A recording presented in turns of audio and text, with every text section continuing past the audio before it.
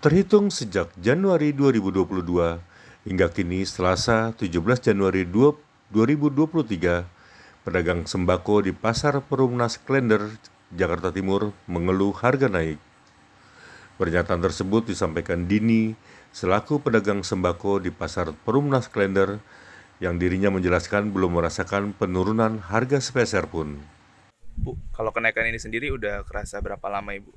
Setahunan. 1 tahun Ya, malah dari Bu? 2022 udah kerasa sih.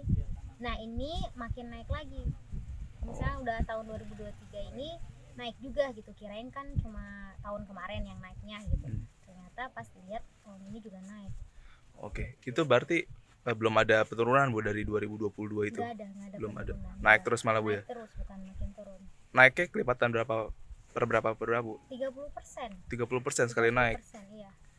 Oke. Yang itu 30% yang buat ini ya, yang buat apa tuh namanya, buat lingkungan, maksudnya buat kayak lantai, softlin lantai gitu-gitu, itu naiknya 30%.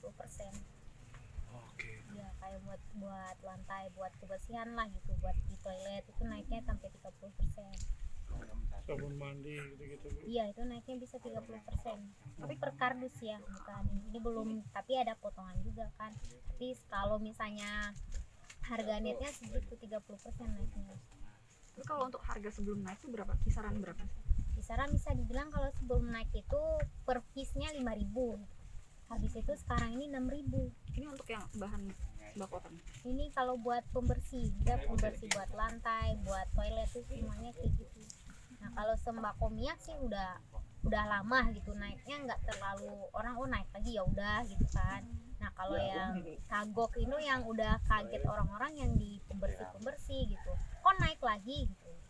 Biasanya cuma 2 tahun, setahun naik. Ini kok tahun kemarin udah, sekarang juga naik gitu. Pada naik-naiknya kalau misalnya langganan konsumen pada naik. Cuma mau gimana, saya resesi kan. Tapi setelah kenaikan harga itu stok barang masih banyak atau susah? Barang ada. Kalau misalnya barang ada, tapi konsumennya yang nggak ada.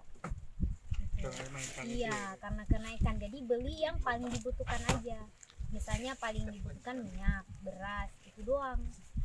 Kalau yang lain, kalau misalnya buat sabun, nunggu dulu sampai stoknya udah tipis banget, udah habis baru dibeli.